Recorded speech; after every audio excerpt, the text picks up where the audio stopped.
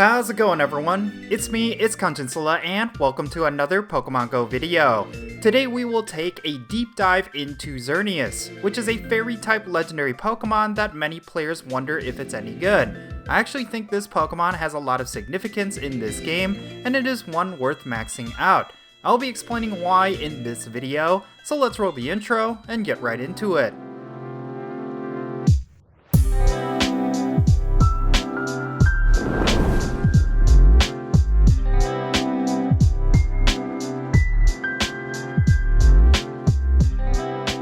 Alright, let's talk about Xerneas. So, a lot of Pokemon Go players typically do not prefer this Pokemon among all of the Generation 6 legendaries. It often gets overlooked because of its Dark-type counterpart Yveltal, and there are plenty of much more favorable Fairy types out there. Even with its shiny form getting released into the game, there is a significantly less amount of raid activity for this Pokemon compared to Yveltal. Maybe it's just me, but a lot of players seem to believe this Pokemon is not worth grinding for, especially compared to Yveltal and Giratina Origin form, which is set to come out later this month.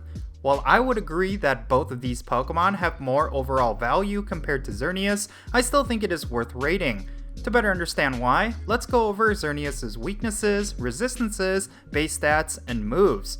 Xerneas is a pure Fairy type Pokemon, which means it will only be weak against Steel type and Poison type attacks. It has a double resistance to Dragon type attacks, and regular resistances to Bug, Dark, and Fighting type attacks. Xerneas comes with the fast attacks Tackle and Zen Headbutt, and the charge attacks Mega Horn, Close Combat, Giga Impact, Thunder, and Moon Blast. Now, the attacks that Xerneas comes with are the reasons why most players don't take it seriously. It doesn't have a Fairy type fast attack, and Moon Blast is kind of lackluster as a Fairy type charge attack. When it comes to Fairy type raid attackers, it just doesn't seem like Xerneas is built for it.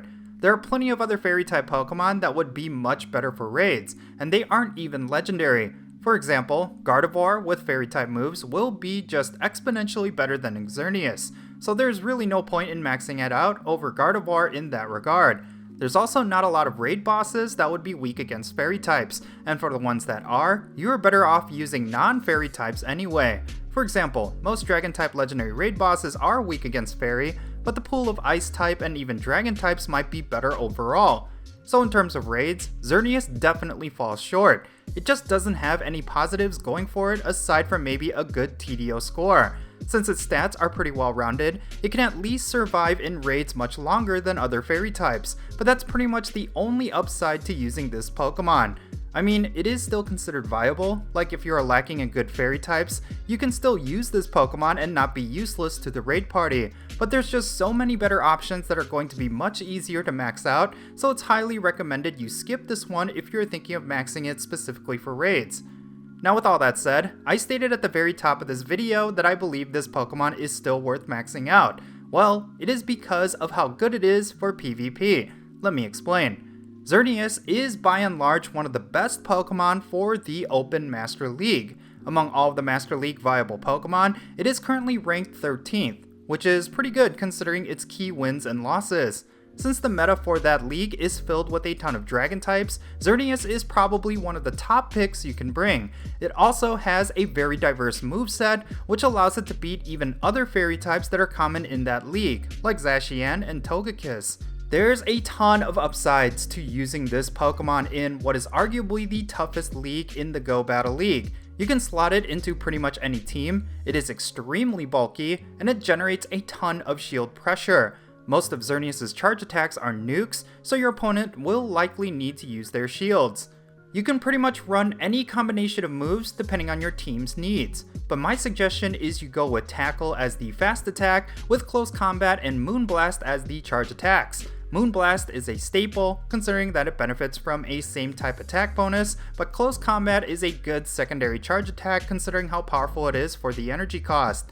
But again, it's really up to you. You can go with Mega Horn for some bug type damage against psychic types, or even Giga Impact as a neutral damage nuke. You could even run with Thunder for type coverage as well, depending on what you are consistently going up against. So yeah, there's a lot of flexibility with this Pokemon, and it's going to be extremely difficult for your opponents to know what you are running. that sort of mind game could work out in your favor. If they are expecting close combat, but you hit them with Mega Horn, that could net you a win. If they think you're about to smack them with Moonblast, then you could easily bait out a shield or two. So yeah, you have options with this Pokemon.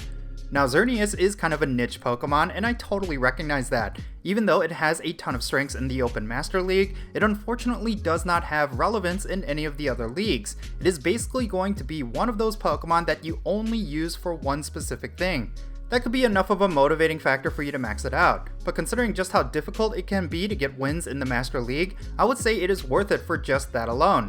Even though it is not top tier everywhere else, like in raid battles, it is still considered viable. So unless you already have a full maxed out squad of Gardevoirs, you could still run with this Pokemon and still be useful. There's also the strong possibility that it could receive a Fairy type fast attack in the future. If it does, that would most certainly elevate it to top tier status.